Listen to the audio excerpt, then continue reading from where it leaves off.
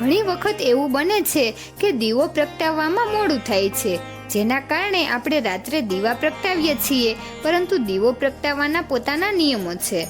ચાલો જાણીએ કે દીવો કરતી વખતે કઈ બાબતોનું ધ્યાન રાખવું જોઈએ અને ક્યારે દીવો ન કરવો જોઈએ.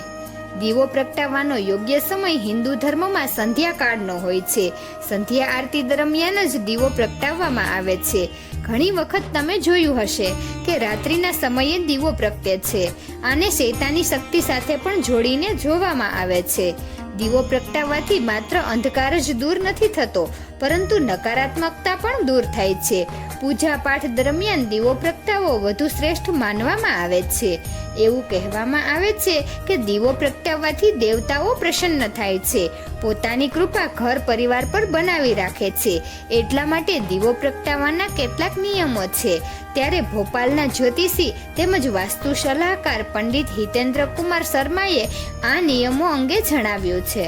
ઘરમાં પૂજા કરવા ઉપરાંત સવારે અને સાંજે નિયમિત રીતે દીવા પ્રગટાવવામાં આવે છે. આ અંગેની માહિતી શાસ્ત્રોમાં પણ આપવામાં આવી છે. લોકો ઘણીવાર સાંજે દીવા પ્રગટાવતી વખતે ભૂલો કરે છે. મોટાભાગના લોકો અજાણતા રાત્રે દીવો પ્રગટાવે છે. ચાલો જાણીએ કે દીવો ક્યારે પ્રગટાવવો જોઈએ. શાસ્ત્રો અનુસાર પૂજાના 2 પ્રકાર છે, એક સાત્વિક અને બીજો તાંત્રિક. સામાન્ય લોકો સાત્વિક પૂજા કરે છે, તે જ સમયે તાંત્રિક પૂજા તાંત્રિક અથવા અઘોરી દ્વારા કરવામાં આવે છે, જેઓ તંત્ર મંત્ર કરે છે. સાત્વિક પૂજાનો સમય સવારે બ્રહ્મ મુહૂર્તથી સૂર્યાસ્ત સુધીનો છે. તાંત્રિક પૂજાનો સમય સૂર્યાસ્ત પછી શરૂ થાય છે. દેવી દેવતાઓ સૂર્યાસ્ત પછી આરામ કરે છે. દીવો ક્યારે પ્રગટાવવો જોઈએ? જ્યારે ભગવાન જાગતા હોય ત્યારે હંમેશા દીવો પ્રગટાવવો જોઈએ.